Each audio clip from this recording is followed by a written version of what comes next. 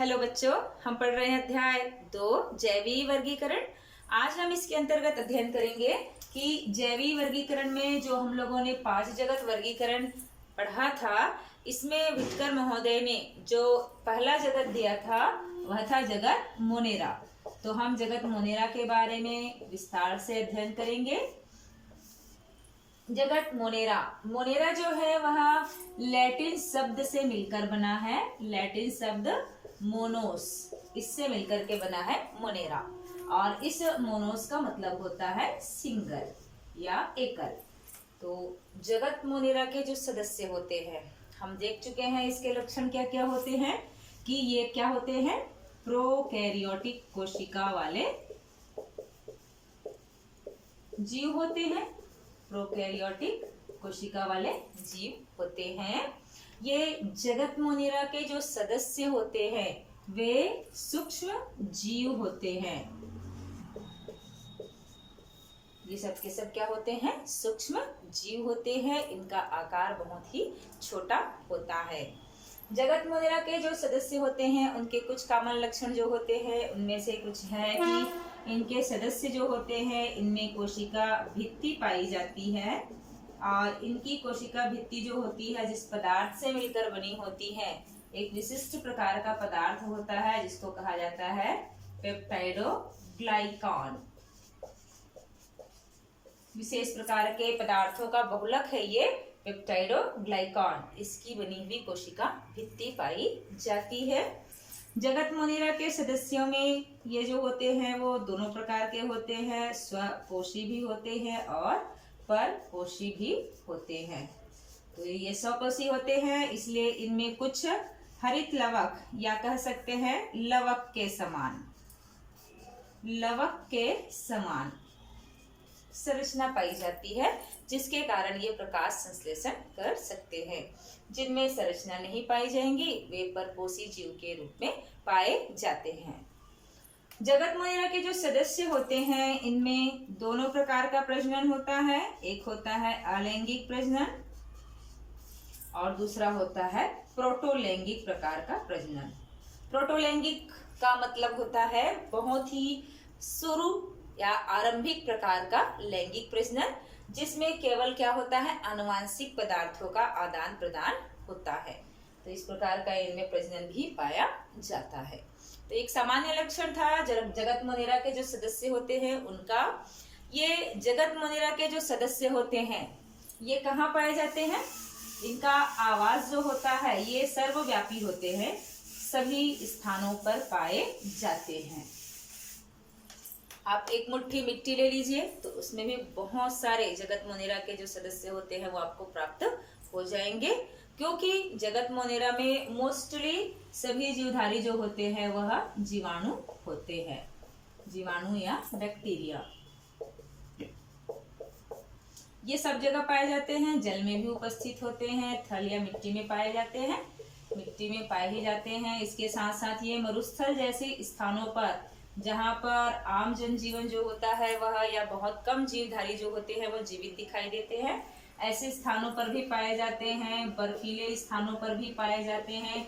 समुद्र की गहराई जहाँ पर और जीवधारी जो होते हैं वह बहुत मुश्किल से अपना जीवन यापन कर पाते हैं, ऐसे स्थानों पर भी। उसके साथ साथ बहुत ही गर्म झरने जो होते हैं, तप्त गर्म झरने होते हैं, यहाँ पर पाए जाते हैं। अम्लीय जल होते हैं। ऐसे विषम परिस्थितियों वाले वातावरण में भी ये जीव जो होते हैं वो पाए जाते हैं। तो इस प्रकार से एक जीवाणु जो होता है वह सर्वव्यापी होता है, ये वायु में भी उपस्थित होता है। तो ये सर्वव्यापी होते हैं जीवाणु जो होते हैं वह। आकार के आधार पर यदि हम देखें, शेप या आकार के आधार पर, तो जीवाणु जो होते हैं ये 4 प्रकार के होते हैं।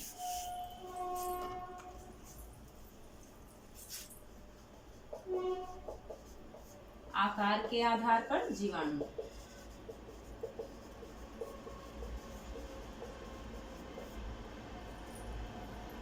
एक होते हैं छड़ाकार, इसको कहा जाता है बेसिलस। दूसरे होते हैं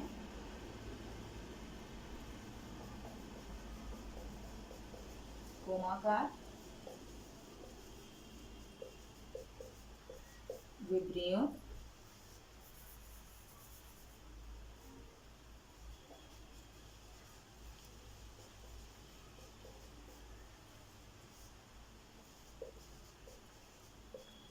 स्पाइरल।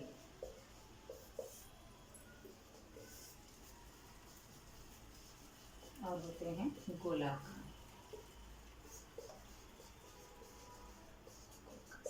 कोकस कहलाता है। तो इस प्रकार से आकार के आधार पर जीवाणु जो होते हैं वो 4 प्रकार के होते हैं। छड़ाकार जीवाणु जो होते हैं, इनके शरीर का आकार जो होता है वो लंबा छड़ के समान होता है, इस प्रकार से। तो ये कहलाता है छड़ाकार जीवाणु।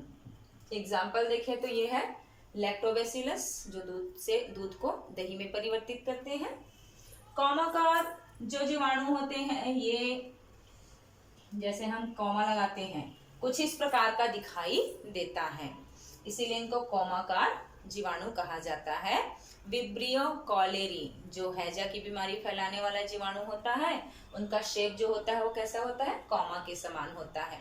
इनमें एक गतिशील अंग के रूप में फ्लैजिला पाया जाता है, छोटा सा, और इस प्रकार से यह कौमा जैसा दिखाई देता है।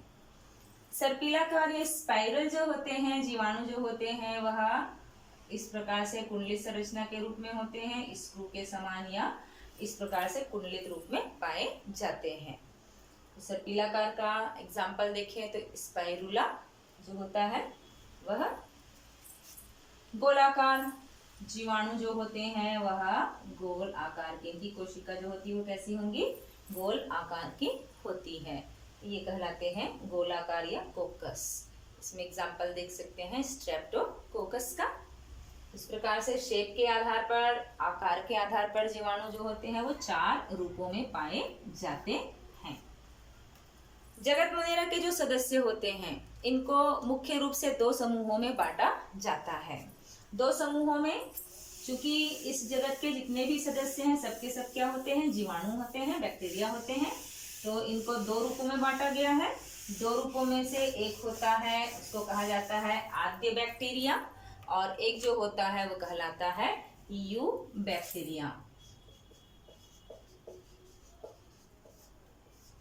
इनको 2 समूहों में बांटा गया।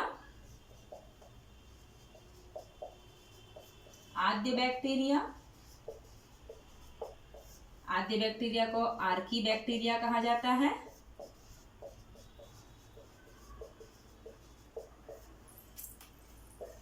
और है आधुनिक बैक्टीरिया जिसको यू बैक्टीरिया कहा जाता है।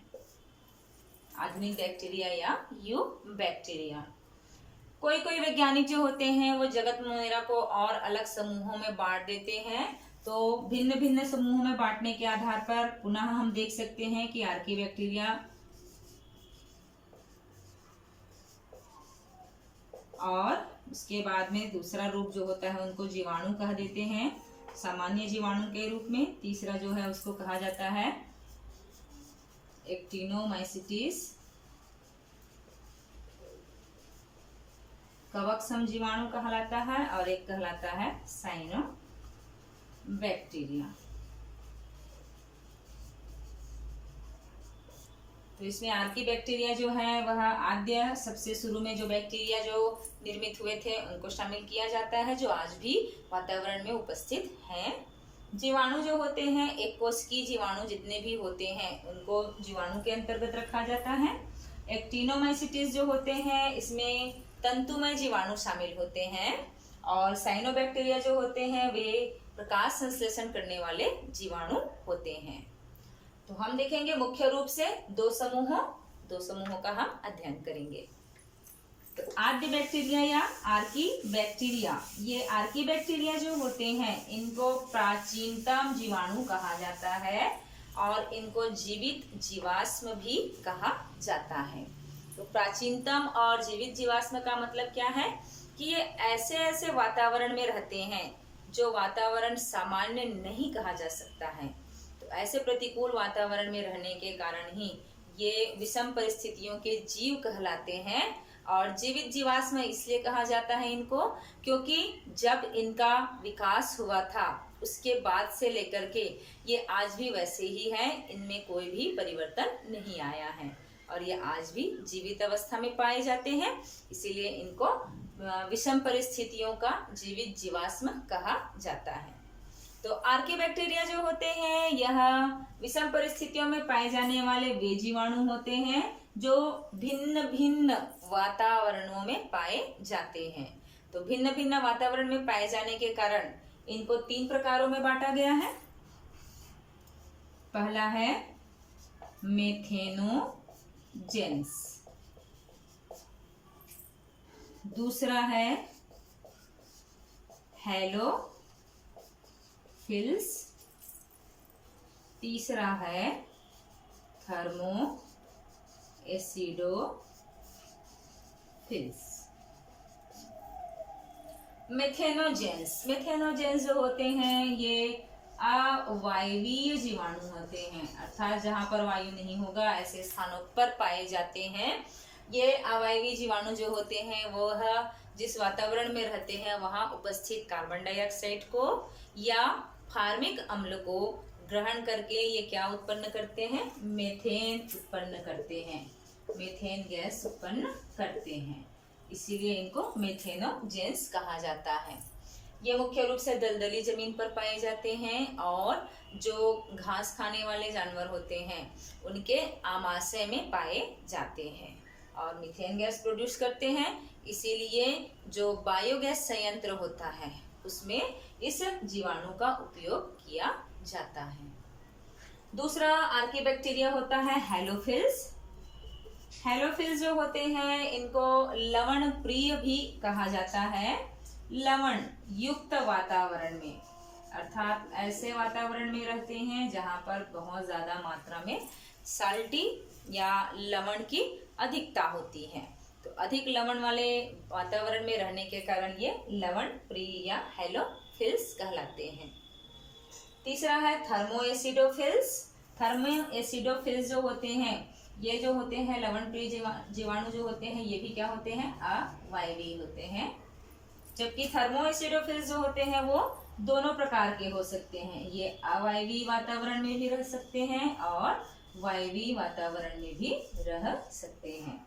इस प्रकार से थर्मोएसिडोफिल्स जो होते हैं वह ऐसे जीवाणु होते हैं, यह गंधक प्रिय कहा जाता है इनको, जो गंधक युक्त सल्फर युक्त जो झरने होते हैं जहाँ का टेम्परेचर बहुत ज़्यादा होता है, ऐसे गर्म पानी के गंधक युक्त सल्फर युक्त झरनों में ये जीवाणु जो होते हैं वो पाए जाते हैं। तो इस प्रकार से आर्कियोबैक्टीरिया जो होते हैं ऐसे वातावरण में होते हैं जहाँ पर अन्य जीवधारी जो होते हैं वो जीवित नहीं रह पाते हैं, इसीलिए इनको जीवित जीवाश्म और विषम परिस्थितियों का जीव कहा जाता है। दूसरा देखेंगे यू बैक्टीरिया।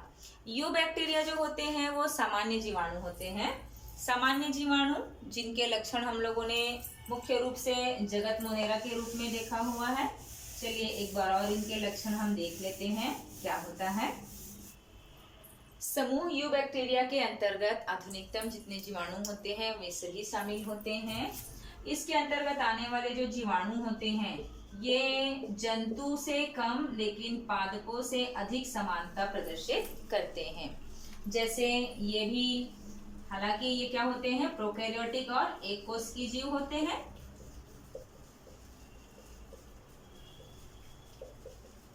लेकिन पादपों के समान इनमें क्या पाया जाता है, कोशिका भित्ति। जैसे पौधों में कोशिका भित्ति होती है उसकी कोशिका के चारों तरफ, उसी प्रकार से जीवाणु जो होते हैं इनमें भी कोशिका भित्ति पाई जाती है। ये पादपों के समान विटामिन का संश्लेषण कर सकते हैं, इनमें विटामिन संश्लेषण की क्षमता पाई जाती है। इसके साथ साथ ये कार्बन डाइऑक्साइड को और जल को ग्रहण करके कार्बोहाइड्रेट जैसे पदार्थ को भी निर्मित कर सकते हैं। जो स्वकोषी जीवाणु होंगे वो कार्बोहाइड्रेट का संश्लेषण कर सकते हैं। इसके साथ साथ जो जीवाणु होते हैं वे जो भोजन ग्रहण करते हैं उसको घोल के रूप में ग्रहण करते हैं, अवशोषित करते हैं। तो इस प्रकार से ये बैक्टीरिया जो होते हैं वो ज्यादातर पादपों के समान लक्षणों को धारण करते हैं। एक जीवाणु जो होता है इसमें स्टेनिंग का गुण पाया जाता है।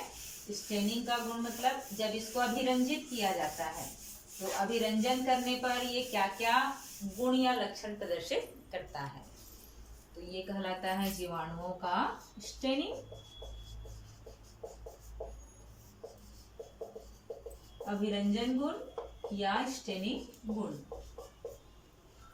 तो इसके इनमें स्टेनिंग की जो प्रक्रिया थी उसको अध्ययन किया था एक वैज्ञानिक ने जिसका नाम है ग्राम।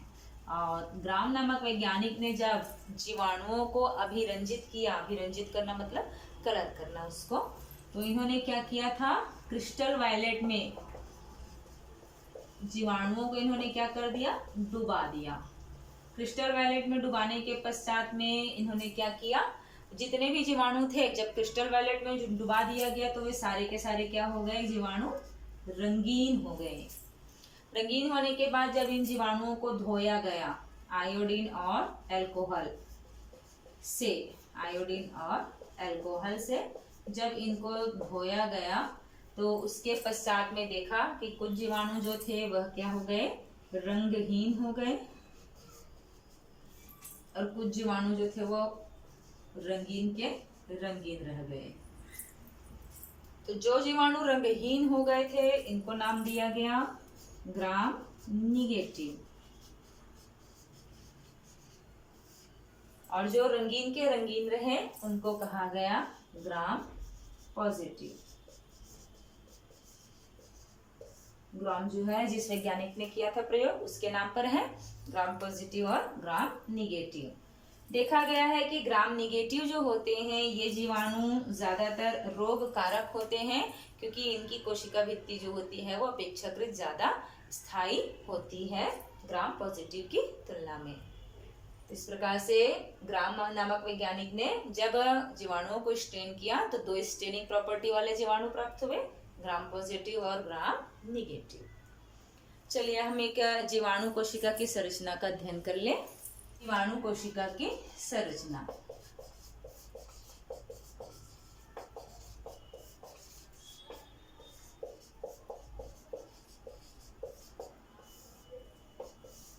एक है कोशिका भित्ति। जितने भी जीवाणु होते हैं इनमें कोशिका के चारों तरफ कोशिका भित्ति पाया जाता है। दूसरा कोशिका झिल्ली। तीसरा कोशिका द्रव्य।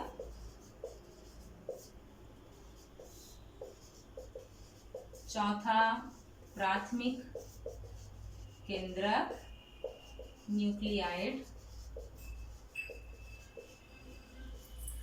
पांचवा है प्लाज्मिड व एपिसोम। छठवा है कशालिका व रोम। चलिए हम इसकी संरचना को डायग्राम से देख लेते हैं और समझ लेते हैं एक प्रारूपिक जीवाणु कोशिका की संरचना कैसी दिखाई देती है।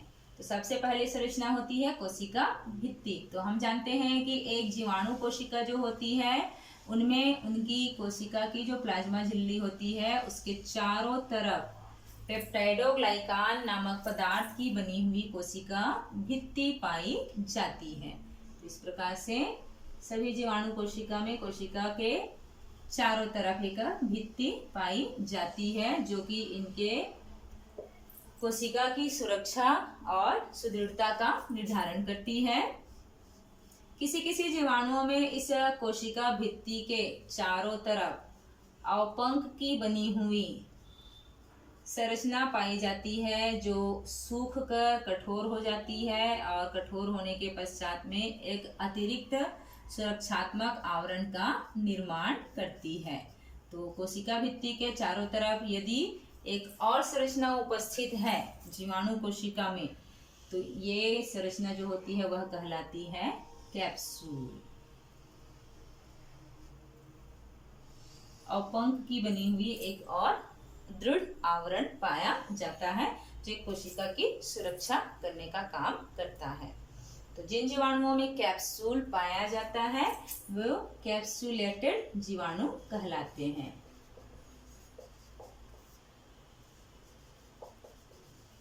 तो इस प्रकार से सभी जीवाणु कोशिकाओं में कोशिका भित्ति की उपस्थिति होंगी और जिन जीवाणुओं में कैप्सूल होगा वह कैप्सूल युक्त, जिनमें नहीं पाए जाते वे कैप्सूल विहीन जीवाणु होते हैं।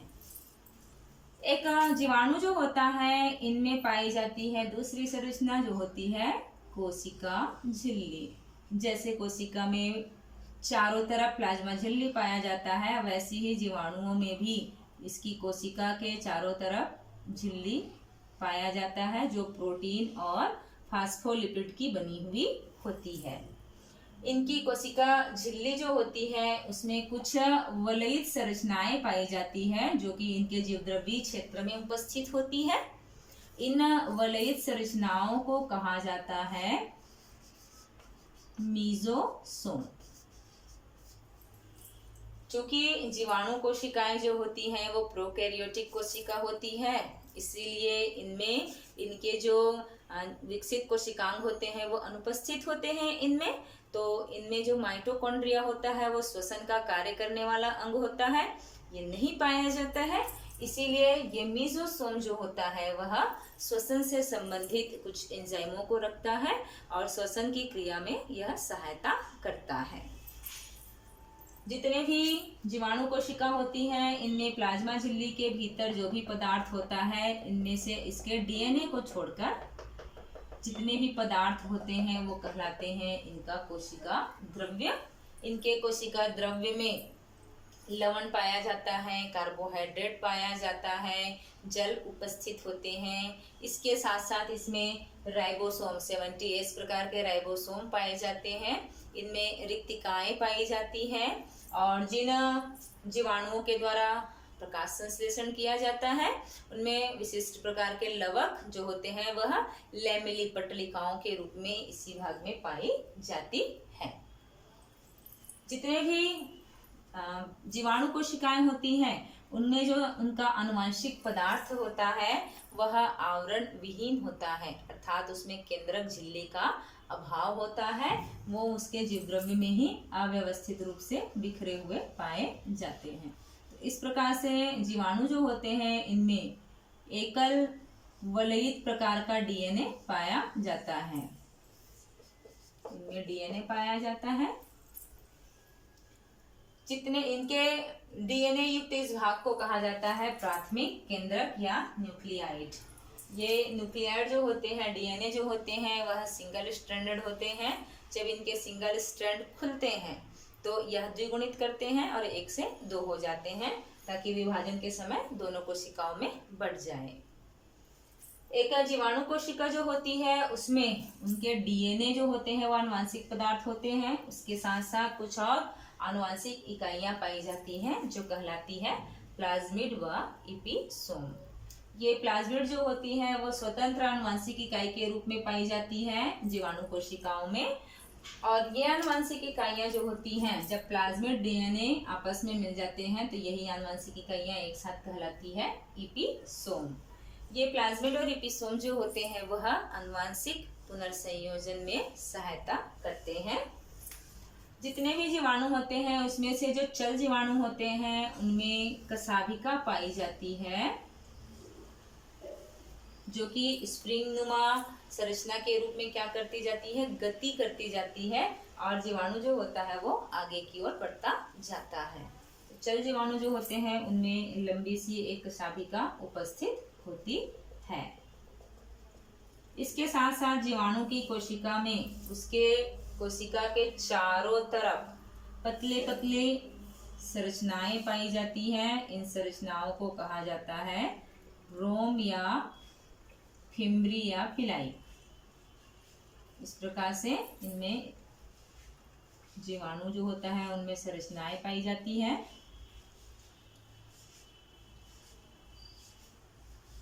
ये संरचना जो होती है ये एक जीवाणु को दूसरे जीवाणु से किसी सतह में चिपकने के लिए या जब दो जीवाणु लैंगिक संपर्क करते हैं तो आपस में एक दूसरे में चिपकने में सहायता प्रदान करती है और साथ ही एक जीवाणु के डीएनए को एक नलिका संयुग्मन नलिका बना करके दूसरे जीवाणु में जाने के लिए मार्ग प्रदान करती है। ये कहलाता है रोम या फिम्बरी या पिलाई। इस प्रकार से एक जीवाणु कोशिका की संरचना जो होती है वह मुख्य रूप से निम्नलिखित भागों से मिलकर के बनी हुई होती है।